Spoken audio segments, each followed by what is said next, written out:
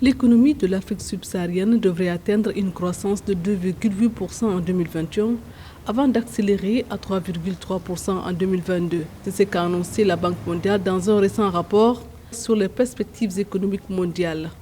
Selon l'institution, cette croissance est soutenue par une reprise des activités économiques dans les secteurs qui ont été touchés par la pandémie de Covid-19. En dépit de la croissance prévue, les niveaux de revenus par habitant en 2022 devraient être inférieurs de 4% en moyenne à ceux observés en 2019. La situation sera particulièrement difficile dans les pays fragiles ou touchés par un conflit, avec des prévisions de production pour 2022 en recul de 5,3% en moyenne par rapport à 2019. Le redressement de l'économie dans certains pays tels que le Nigeria, l'Afrique du Sud et l'Angola devrait permettre de remettre la région sur une pente ascendante. Dans ce sens, la Banque mondiale prévoit une croissance de 1,8% en 2021 et 2,1% en 2022 pour le Nigeria, 3,5% en 2021 et 2,1% en 2020 en Afrique du Sud et 0,5% en 2021 et 3,3% en 2022 en Angola. La Banque mondiale, dans son analyse, semble un peu être plus négative. Moi, je suis beaucoup plus optimiste dans ce qui concerne le taux de croissance.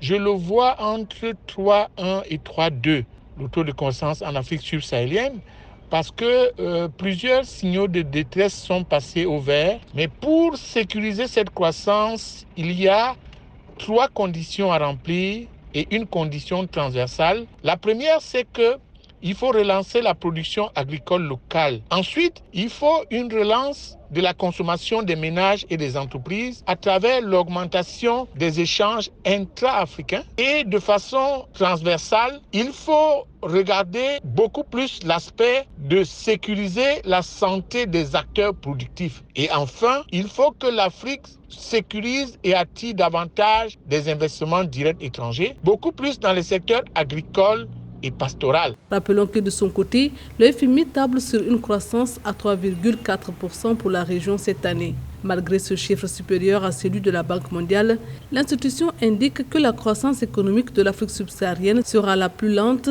comparée au reste du monde.